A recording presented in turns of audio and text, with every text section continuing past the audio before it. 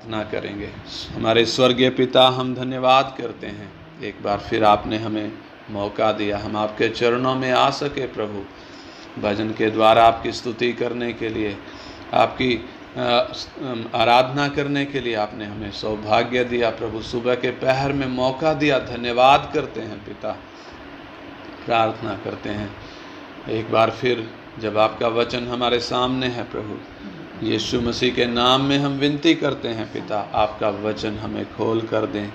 पवित्र आत्मा आप हमें सिखाएं, ताकि ये वचन हम एक एक के जीवन में काम करे पिता, ताकि हम विश्वास के साथ चल सकें, वचन की गहराई को समझ सकें पिता। आप मदद करें। सब बातों को आपके हाथ में सौंपते हैं, यीशु मसीह के पवित्र नाम में मांगते हैं, आमीन आमीन। कल हम जो विषय सीख रहे थे, परमेश्वर में कितने व्यक्ति हैं, हमने वो विषय देखा था। आज हम देखेंगे परमेश्वर के 3 व्यक्तियों में क्या विशेषता है। कल हमने देखा था परमेश्वर के 3 व्यक्ति हैं, यानी पिता और पुत्र और पवित्र आत्मा।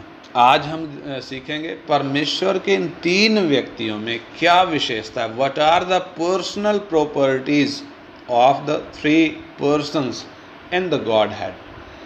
परमेश्वर के इन 3 व्यक्तित्वों में क्या विशेषता है, उसके लिए हम शुरुआत करेंगे। इब्रानियों की पत्री 1 अध्याय निकालें। इब्रानियों की पत्री 1 अध्याय, उसका 5 और 6 वचन हम पढ़ें। इब्रानियों की पत्री 1 अध्याय, उसका 5 और 6 वचन हम पढ़ेंगे। क्योंकि स्वर्गदूतों में से उसने कब किसी से कहा, तू मेरा पुत्र है, आज तू मुझसे उत्पन्न हुआ। और फिर यह, मैं उसका पिता हूँगा और वह मेरा पुत्र होगा। और जब पहलोठे को जगत में फिर लाता है तो कहता है, परमेश्वर के सब स्वर्गदूत उसे दंडवत करें। हाँ, इधर जो बात लिखी है यीशु मसीह के विषय में लिखा है। और ये बात कौन बोल रहा है? पिता ये बात बोल रहा है, परमेश्वर ये बात बोल रहा है। परमेश्वर जब ये बात कह रहा है, लिखा है क्योंकि स्वर्गदूतों में से उसने कब किसी से कहा कि तू मेरा पुत्र है, आज तू मुझसे उत्पन्न हुआ। ये बात परमेश्वर ने स्वर्गदूतों से नहीं करी, किसी भी स्वर्गदूत से उसने ऐसा नहीं कहा। और फिर यह भी कि मैं उसका पिता हूँगा और वो मेरा पुत्र होगा। ये परमेश्वर पुत्र के विषय में बात कर रहा है। और लिखा है, जब वो पहलोठे को जगत में फिर लाता है तो कहता है कि परमेश्वर के सब स्वर्गदूत उसे दंडवत करें। और 8 वचन पढ़ें। 8, परंतु पुत्र के विषय में कहता है, हे परमेश्वर, तेरा सिंहासन युगानुयुग रहेगा, तेरे राज्य का राजदंड न्याय का राजदंड है। हाँ, परमेश्वर कहता है किससे? पुत्र से। क्या कहता है? हे परमेश्वर, तेरा सिंहासन युगानुयुग रहेगा। यानी परमेश्वर यानी पिता पुत्र को बोल रहा है कि हे परमेश्वर, तेरा सिंहासन युगानुयुग रहेगा, तेरे राज्य का राजदंड न्याय का राजदंड है। हम इन वचनों को अपनी बुद्धि से समझ नहीं पाएंगे। मैं विनती करता हूँ, हम में से प्रत्येक जन प्रार्थना के साथ बैठें। पवित्र आत्मा ये वचन हमें खोल कर दें। परमेश्वर पुत्र को कह रहा है, हे परमेश्वर, तेरा सिंहासन युगानुयुग रहेगा, तेरे राज्य का राजदंड न्याय का राजदंड है। परमेश्वर द्वारा यहाँ पुत्र को क्या बोला गया है? हे परमेश्वर। यानी परमेश्वर पुत्र को हे परमेश्वर कहकर बोलता है। और पुत्र के लिए पहलोठा शब्द भी इस्तेमाल किया गया है। वह 2 वचन में लिखा है, 6 वचन में। और वह पुत्र से क्या कहता है? पहलोठे को जब जगत में फिर लाता है, पहलोठे को जगत में फिर लाता है तो कहता है कि परमेश्वर के सब स्वर्गदूत उसे दंडवत करें। पहलोठा शब्द भी इस्तेमाल किया है और पुत्र शब्द भी इस्तेमाल किया है। आज ही तू मेरा क्या लिखा है? तू मेरा पुत्र है। 5वें वचन में कि तू मेरा पुत्र है, आज ही तू मुझसे उत्पन्न हुआ। यानी यीशु के विषय में जहाँ पुत्र शब्द का इस्तेमाल है, पैलोठे शब्द का इस्तेमाल है और हे परमेश्वर करके उसको बोला गया है। प्रभु यीशु को पवित्र शास्त्र बाइबल में परमेश्वर का पुत्र भी कहा गया है, परमेश्वर का इकलौता पुत्र भी कहा गया है। यूहन्ना 3:16 में लिखा है कि परमेश्वर ने जगत से ऐसा प्रेम किया कि अपना इकलौता पुत्र दे दिया, तो इकलौता पुत्र भी कहा गया है। ये भी लिखा है कि वो पिता की गोद से आया, पिता की गोद में से आया।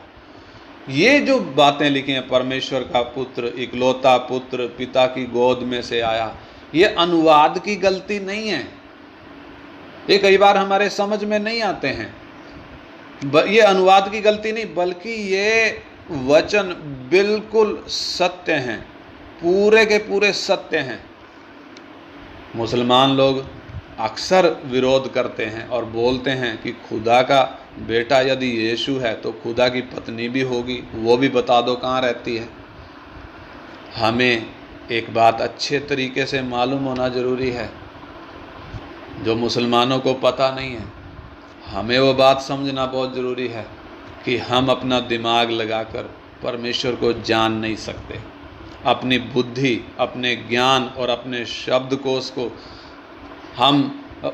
हमारे इन चीज़ों में ये सीमित हैं। हमारा ज्ञान भी सीमित है, बुद्धि भी सीमित है, हमारे शब्दकोश में भी वो उदाहरण नहीं है, वो शब्द नहीं है कि हम परमेश्वर के विषय को समझ सकें। हमारे लिए ये सीमित हैं, ये सारी चीज़ें सीमित हैं, इसलिए हम समझ नहीं सकते और कोई उदाहरण भी नहीं है जिसके द्वारा हम समझ सकें।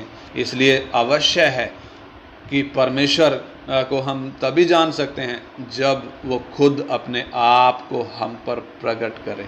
यानी परमेश्वर प्रकट करेगा तो हमें मालूम होगा। वचन में जो लिखा है बिल्कुल साफ साफ लिखा है और सत्य लिखा है, उसमें कोई झूठ नहीं है।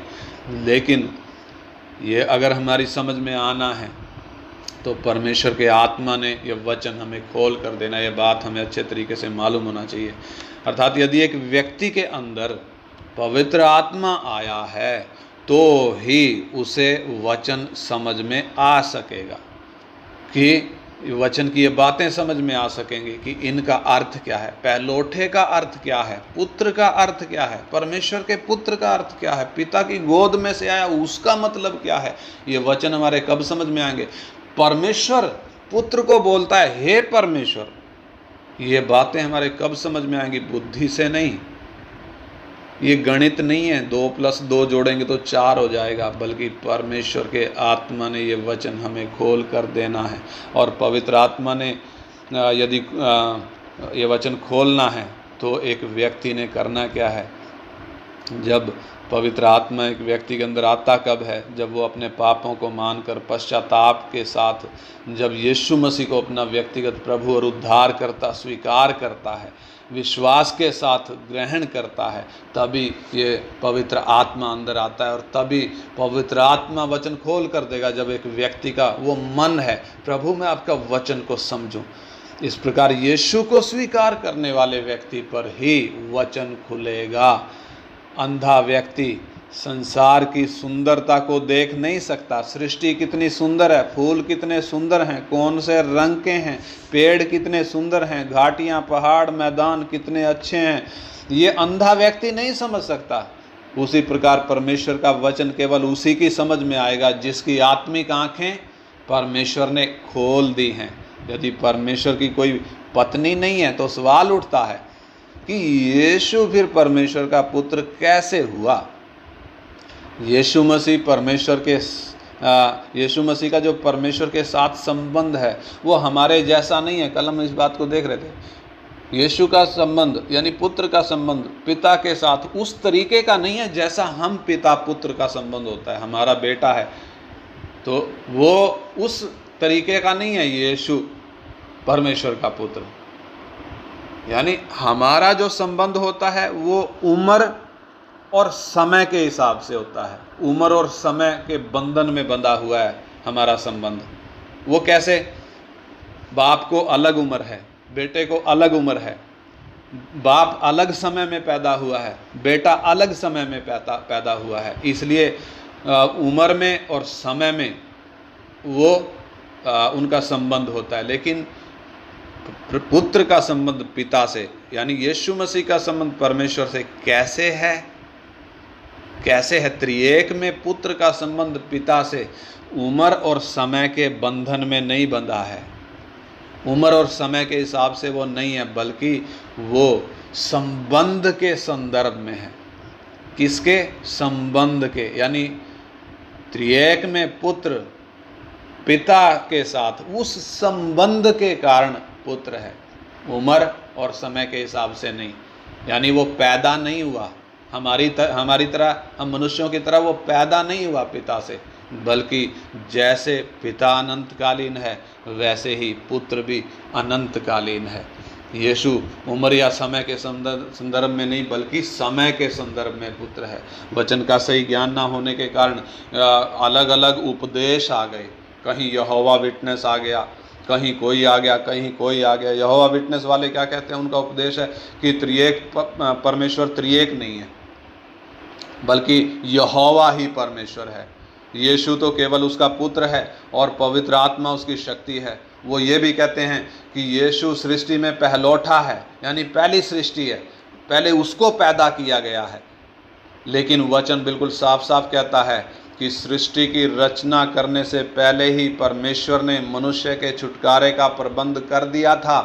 इसलिए प्रकाशित वाक्य 13:8 में लिखा है, परमेश्वर का मेमना जगत की उत्पत्ति के समय से घात हुआ है।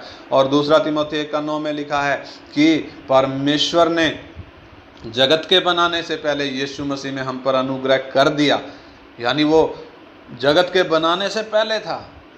लेकिन सच तो ये है कि यीशु सृष्टि नहीं है, वो सृष्टि करता है। कई वचन हैं जिसमें बिल्कुल साफ साफ लिखा है सृष्टि यीशु मसीह के द्वारा आई, सारी सृष्टि की रचना यीशु मसीह के द्वारा हुई है।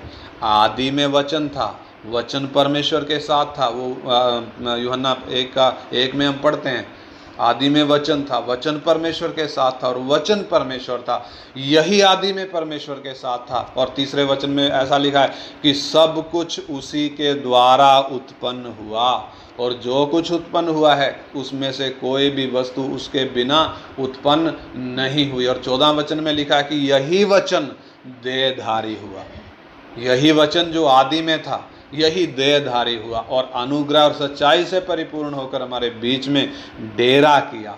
और हमने उसकी ऐसी महिमा देखी जैसे पिता के इकलौते की महिमा। इससे क्या साफ मिलता है हमें? इससे बिल्कुल स्पष्ट होता है कि पुत्र वचन जिसके विषय में लिखा गया है, क्योंकि वो वचन ही देहधारी हुआ है, यानी वही वो पुत्र, वो कब से है? उसकी शुरुआत मरियम की कोख में नहीं हुई, उसकी शुरुआत बेतलहम में नहीं हुई, बल्कि वो कब से है? वो तो आरंभ से है, अनंतकालीन है।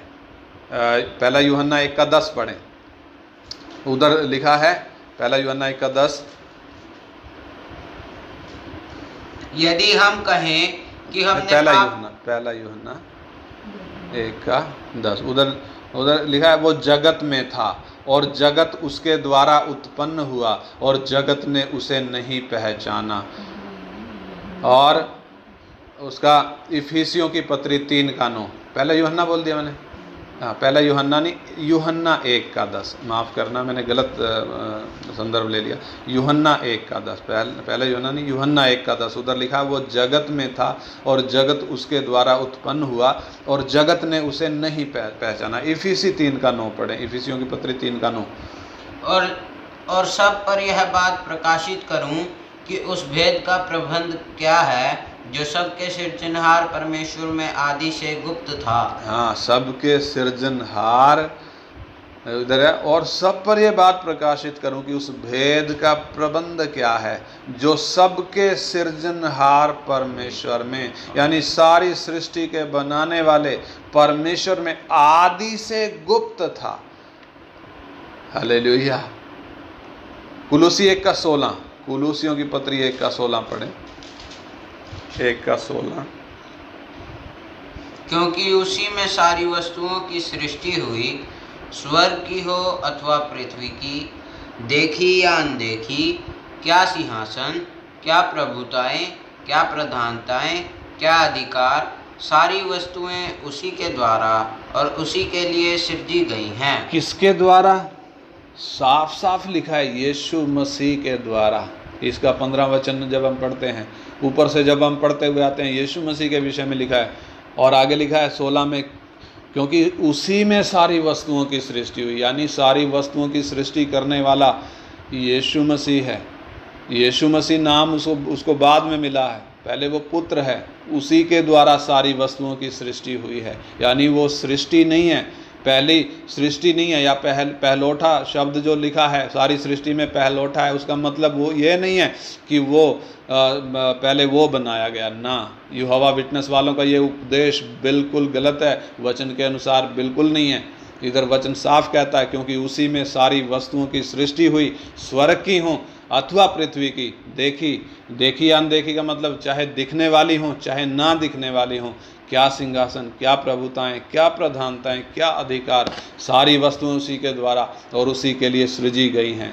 और 17वां वचन, वही सब वस्तुओं में प्रथम है और सब वस्तुएं उसी में स्थिर रहती हैं। इधर लिखा है वही सब वस्तुओं में प्रथम है।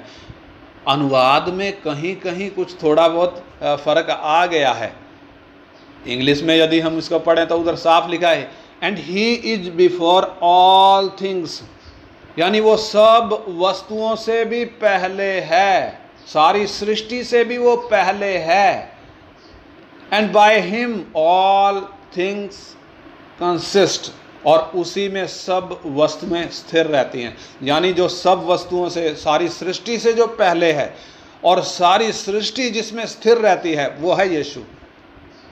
वो सृष्टि में सबसे पहले बनाया नहीं गया, बल्कि वो सारी सृष्टि से पहले है और सारी सृष्टि को वही संभालता है।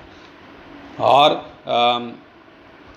इब्रानी एक अध्याय का 2 और 3 वचन भी पढ़ें। इब्रानी 1 अध्याय का 2 और 3 वचन। इन अंतिम दिनों में हमसे पुत्र के द्वारा बातें की, जिसे उसने सारी वस्तुओं का वारिस ठहराया और उसी के द्वारा उसने सारी सृष्टि की रचना की है। वह उसकी महिमा का प्रकाश और उसके तत्व की छाप है और सब वस्तुओं को अपनी सामर्थ्य के वचन से संभालता है। वह पापों को धोकर ऊंचे स्थानों पर महामहिमन के दाहिने जा बैठा है। इधर बिल्कुल साफ लिखा है, इन दिनों के अंत में हमसे पुत्र के द्वारा बातें की, जिसे उसने सारी वस्तुओं का वारिस ठहराया और उसी के द्वारा उसने सारी सृष्टि रची है। किसके द्वारा? यीशु के द्वारा, पुत्र के द्वारा सारी सृष्टि रची है। इससे बिल्कुल साफ होता है, वचन बिल्कुल स्पष्ट करते हैं, यीशु बाद में बना नहीं है। वो सृष्टि बनाते समय में पहले उसको बनाया नहीं है, बल्कि सृष्टि को बनाने वाला वो खुद है। तो यहोवा विटनेस वालों का वो उपदेश बिल्कुल वचन के बाहर है, बिल्कुल वचन के बाहर है। और जीसस ओनली वाले दूसरी तरफ आ जाते हैं। वो क्या कहते हैं? उनका कहना है जी कि पिता और पवित्र आत्मा का नाम ही यीशु है।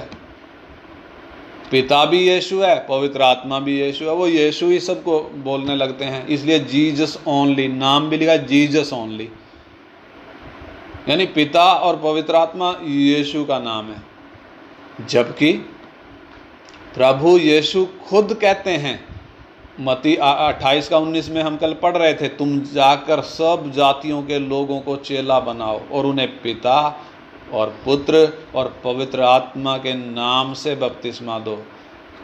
और जो हम प्रार्थना के बाद में जब आशीर्वाद देते हैं, वो भी पिता, पुत्र और पवित्र आत्मा के नाम से देते हैं। यानी पिता का प्रेम, पुत्र का अनुग्रह, पवित्र आत्मा की सहभागिता तुम सबके साथ होती रहे करके 2 कुरिन्थी 13 का 14 में बिल्कुल साफ साफ लिखा हुआ है, जिससे बिल्कुल साफ बात है, स्पष्ट हो जाता है कि परमेश्वर के 3 अलग अलग व्यक्ति हैं। ये बात हमने कल स्पष्ट कर लिया था कि पिता, पुत्र और पवित्र आत्मा 3 अलग अलग व्यक्ति हैं। शारीरिक संबंध होने के कारण हम मनुष्यों में पिता और पुत्र के समय में समय और आयु में अंतर होता है, लेकिन यीशु मसीह के मामले में ऐसा नहीं है, क्योंकि वो शरीर के संदर्भ से पुत्र नहीं है। यीशु मसीह शरीर के संदर्भ में पुत्र नहीं है। इसलिए ये जो वचन हम पढ़ रहे हैं, पिता की गोद से आया, इकलौता पुत्र, परमेश्वर का पुत्र, ये शारीरिक शब्द नहीं है। ये कौन सा शब्द नहीं है?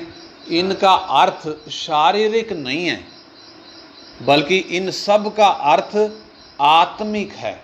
जब हम इनको अपनी बुद्धि लगाकर शारीरिक अर्थ में समझने लगते हैं, जैसे हम पिता पुत्र हैं उस तरीके से समझने लगते हैं, तब सारी गड़बड़ होती है, तब हमारे समझ में नहीं आता, तब हमारी बुद्धि जवाब दे जाती है। हम सोचते हैं पता नहीं क्या है।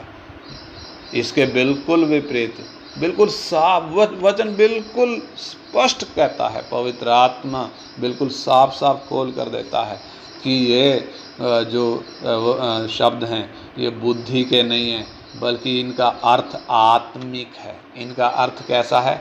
आत्मिक है। पुत्र भी पिता के समान अनंतकालीन है, उसकी शुरुआत नहीं है। यीशु मसीह नाम की शुरुआत है, लेकिन पुत्र की शुरुआत नहीं है। पुत्र के पिता के साथ के संबंध को समझाने के लिए पुत्र शब्द का इस्तेमाल किया गया है। और यदि पुत्र ने उस संबंध को प्रकट ना किया होता तो हम परमेश्वर को पिता नहीं कह सकते थे। पुत्र ने उसको पिता करके प्रकट किया है, तभी हम परमेश्वर को पिता कहकर पुकारते हैं। पुत्र, इकलौता पुत्र, जिसका अर्थ है उसका पिता के साथ का नज़दीक का संबंध है, नज़दीक का संबंध है। किसी और का इतना नज़दीक का संबंध नहीं है। स्वर्ग और पृथ्वी में अकेला वही है जो परमेश्वर को प्रकट कर सकता है, क्योंकि वो परमेश्वर को पूर्ण रूप से जानता है। कोई दूसरा इस तरीके से नहीं जानता पिता को, और कोई इस तरीके से नहीं जानता जैसे पुत्र जानता है। इसलिए यीशु ने कहा, द्वार मैं हूँ, मार्ग मैं हूँ, बिना मेरे द्वारा कोई पिता के पास नहीं पहुंच सकता। मैं और पिता एक हैं। कल हम ये देख रहे थे।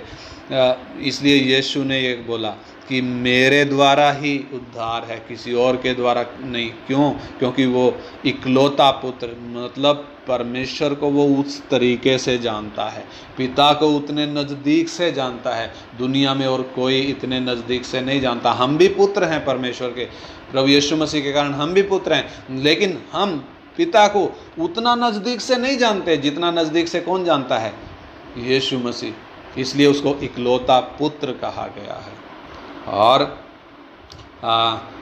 लूका 6:22 वचन पढ़ें तो लूका 6:22 में वो लिखा है ना, अब्राहम की गोद। वो दो विषय हम पढ़ते हैं, दो व्यक्तियों के विषय में, लाजर और धनी व्यक्ति का जो संदर्भ था वो हम लूका 16 अध्याय में पढ़ते हैं, जहाँ पे दोनों मरने के बाद एक लाजर अब्राहम की गोद में पहुँचाया गया और दूसरा धनी व्यक्ति वो आग तड़पने वाली आग की जगह में पहुँचाया गया। तो उधर हम देखते हैं अब्राहम की गोद शब्द का इस्तेमाल किया गया है।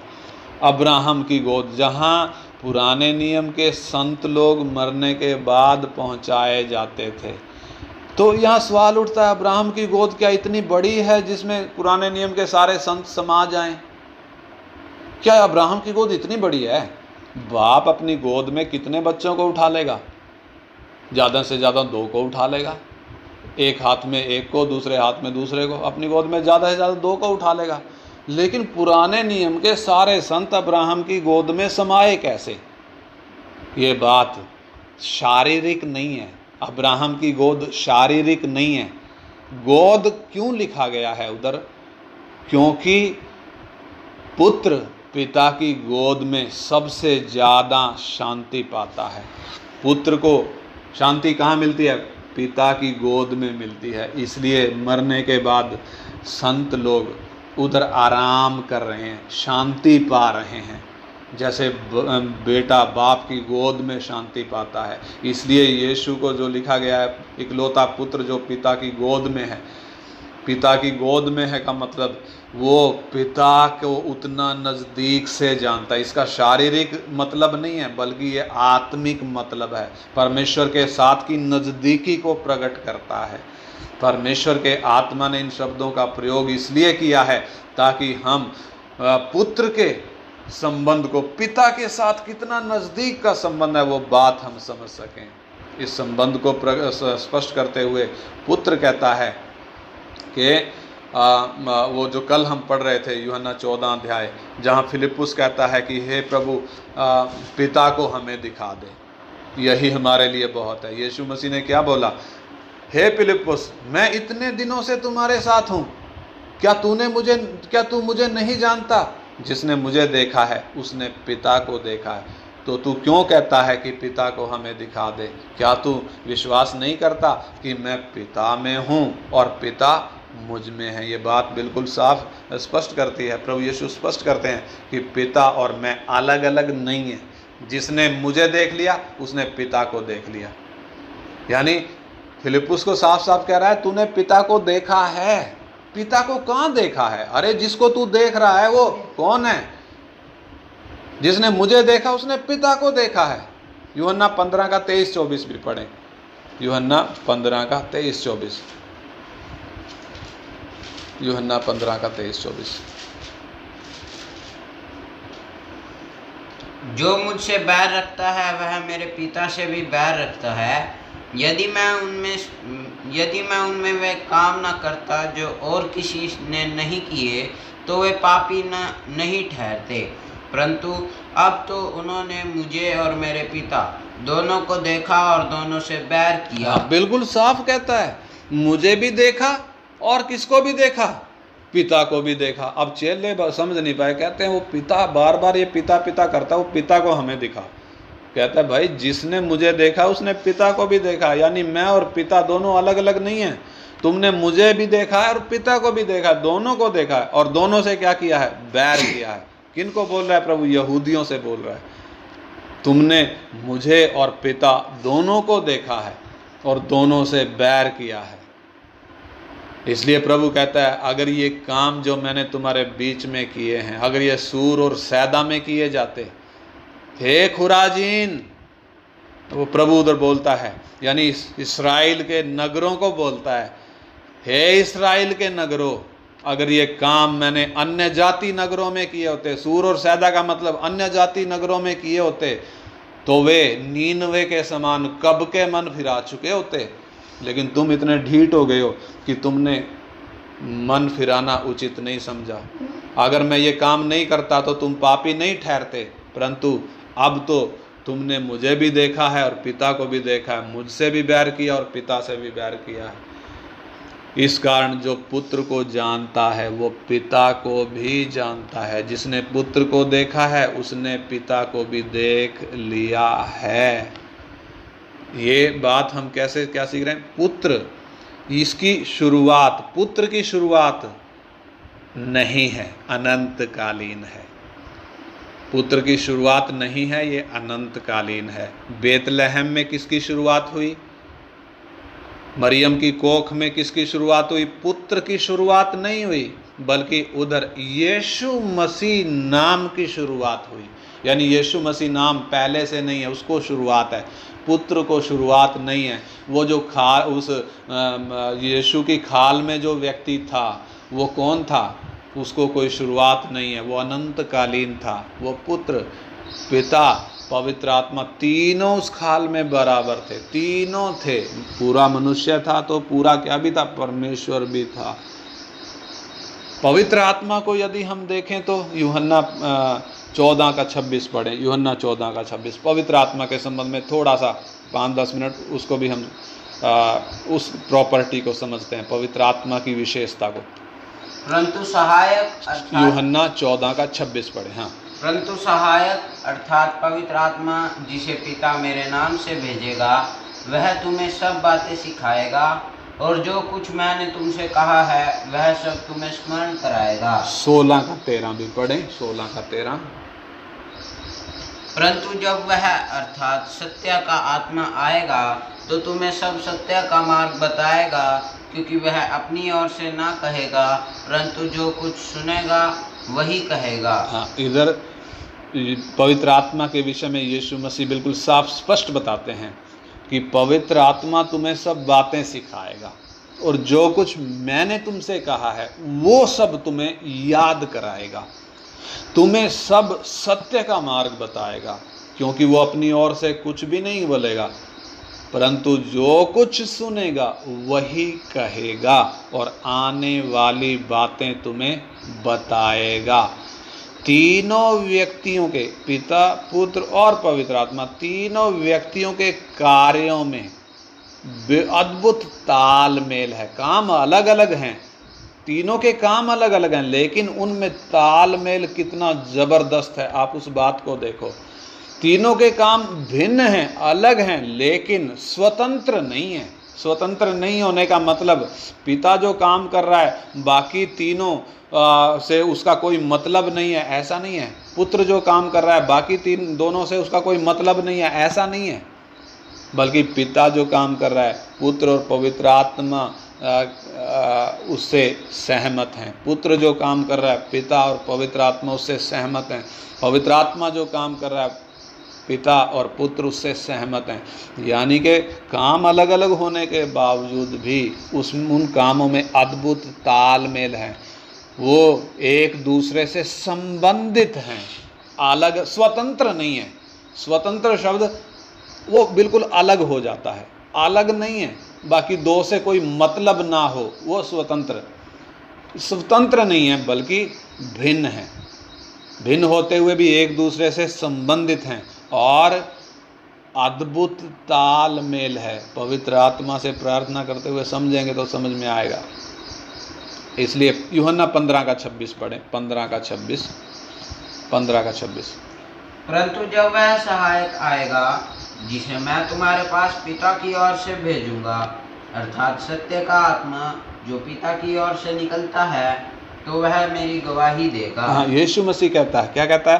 परंतु जब वो सहायक यानी पवित्र आत्मा, परंतु जब वो सहायक आएगा जिसे मैं तुम्हारे पास पिता की ओर से भेजूंगा, वो अपने आप नहीं आएगा बल्कि मैं भेजूंगा, पिता की ओर से भेजूंगा, अर्थात सत्य का आत्मा जो पिता की ओर से निकलता है, तो वो मेरी गवाही देगा। जैसे पिता अनंतकालीन, वैसे ही पुत्र और पवित्र आत्मा भी अनंतकालीन है। ये बात हमें बिल्कुल साफ हो जानी चाहिए।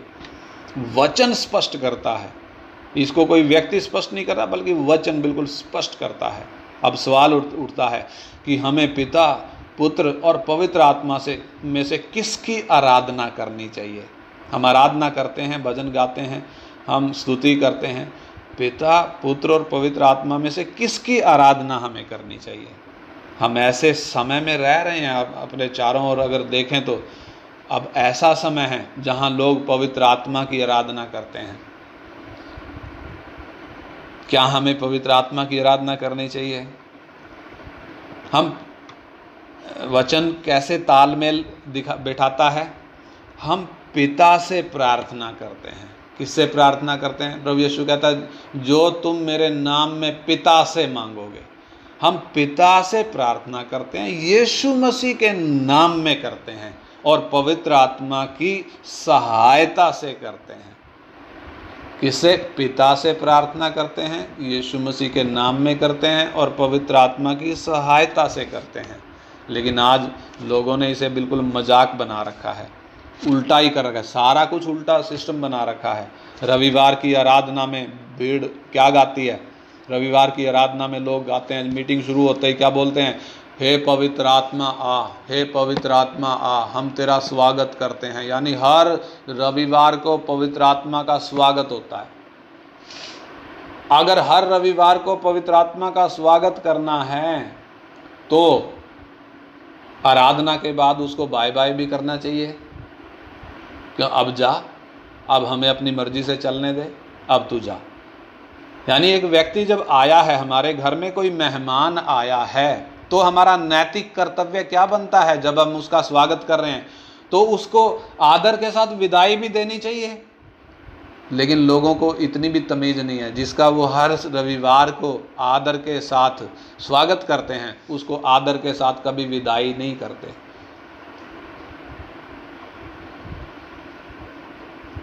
लेकिन असलियत में हम देखें तो पवित्र आत्मा वो हर रविवार को आता नहीं है, वो हमारे अंदर वास करता है। वो हमारे अंदर वास करता है। हम परमेश्वर का मंदिर हैं। परमेश्वर का मंदिर, पवित्र आत्मा का मंदिर मतलब परमेश्वर का मंदिर है। परमेश्वर का आत्मा हम में वास करता है का मतलब परमेश्वर हम में वास करता है। पवित्र आत्मा वो खुद परमेश्वर है, वो हम में वास करता है, वो रविवार को नहीं आता। इसलिए हम ये नहीं बोल सकते हे पवित्र आत्मा आ। आज कितने गीत हम सुने, मसीही जगत में ढेरों गीत हैं जहाँ ये बोला जाता है आ पवित्र आत्मा आ पवित्र आत्मा आ। जबकि पवित्र आत्मा हमारे अंदर कब आ गया? जिस दिन हमने यीशु मसीह को जीवन दिया, उसी दिन पवित्र आत्मा हम में आ गया और पवित्र आत्मा हम में वास करता है, पवित्र आत्मा हम में रहता है। इसलिए हम आराधना किसकी करते हैं? हम परमेश्वर पिता की आराधना करते हैं। यूहन्ना 4:24 में उधर प्रभु साफ साफ कहता है कि परमेश्वर आत्मा है और अवश्य है कि पिता की आराधना आत्मा और सच्चाई से करें। वो पढ़ें वचन यूहन्ना 4:21 से लेकर पढ़ेंगे। यूहन्ना 4:21 से लेकर यूहन्ना 4:21 से 24 वचन। यीशु ने उससे कहा, हे नारी, मेरी बात का विश्वास कर कि वह समय आता है कि तुम ना तो इस पहाड़ पर पिता की आराधना करोगे, न यरूशलेम में। तुम जिसे नहीं जानते उसकी आराधना करते हो, और हम जिसे जानते हैं उसकी आराधना करते हैं, क्योंकि उद्धार यहूदियों में से है।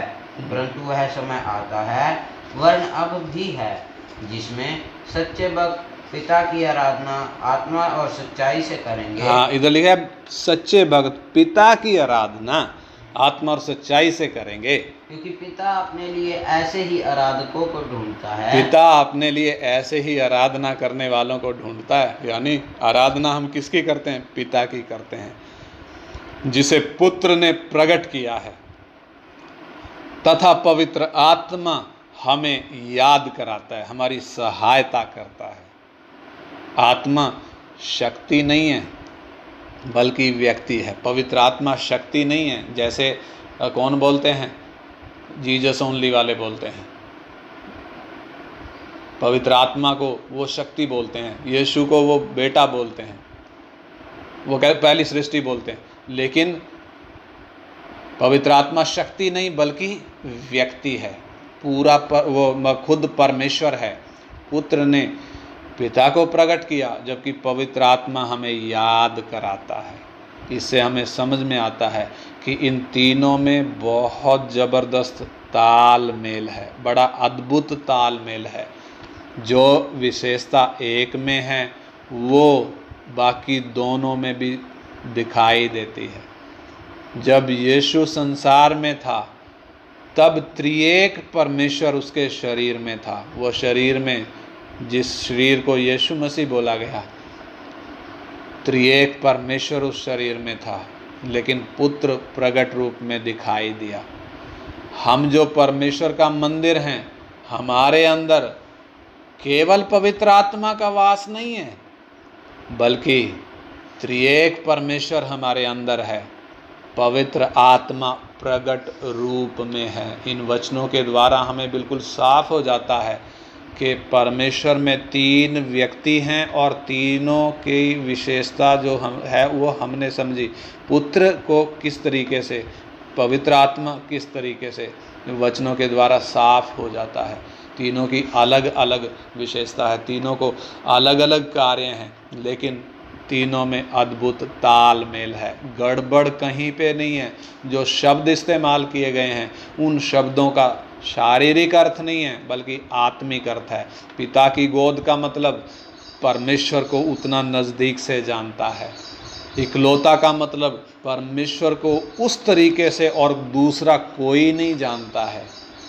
परमेश्वर का पुत्र का मतलब, परमेश्वर का पुत्र का मतलब यीशु मसीह परमेश्वर का पुत्र नहीं बल्कि परमेश्वर खुद है। परमेश्वर का पुत्र क्यों बोला गया? उसने आज्ञाकारिता को प्रकट किया।